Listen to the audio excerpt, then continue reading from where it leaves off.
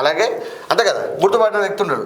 అలాగే ఇక్కడ జనసేనను తీసుకున్నట్టయితే ఇప్పుడున్న యూత్కు అనుగుణంగా పవన్ కళ్యాణ్ గారి యొక్క సిద్ధాంతాలకు చాలామంది యువత ఆకర్షితమై ఉన్నారు. కాబట్టి జనసేన గిట్ట పోయినట్టయితే తీర్మాన మల్లన్న గారు ఇక్కడ కొంతవరకు సక్సెస్ అయ్యే అవకాశం ఉంటుంది కదా, ఇక్కడ కొంచెం కష్టపడాలి. కాకపోతే ఏంటంటే ఇక్కడ ఆర్థిక మూలాలు ఉంటాయి టీడీపీ దగ్గర. జనసేన పార్టీలో కూడా కొంతవరకు ఆర్థిక మూలాలు ఉన్నాయి కాబట్టి కొంతవరకు ఇబ్బందికరంగానే ఉంటుంది.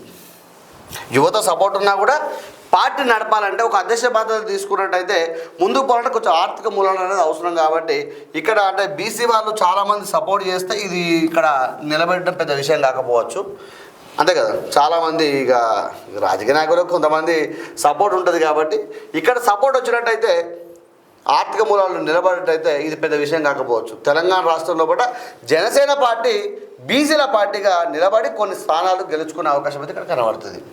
లేదు అంటే టీడీపీకి పోవాలి. హైదరాబాద్ చుట్టుపక్కల కూడా కొన్ని జిల్లాల పరిమితం ఉన్న టీడీపీతో కూడా కొంతవరకు నిలబడి కొట్లాడి తెచ్చుకునే అవకాశం అయితే కనబడుతుంది రాబోయే రోజులలో. లేదు అంటే తెలంగాణ నిర్మాణ పార్టీ వారు జైలు నుంచి విడుదలవుతూ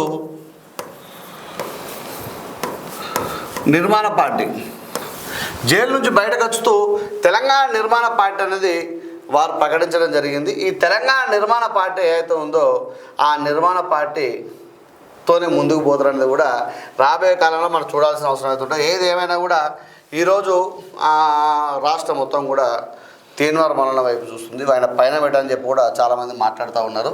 చూద్దాం ఏం జరుగుతుందని. కూడా ఏదున్నా కూడా ఇక పార్టీలు పోవడానికి లేవు. ఒక టీడీపీ ఉంది, ఒక జనసేన ఉంది, లేకపోతే ఆయన సొంత పార్టీలో పోవాలి. కాబట్టి ఏదున్నా కూడా ఇక చూడాల్సిన అవసరం అయితే ఉంటుంది ఇక్కడ.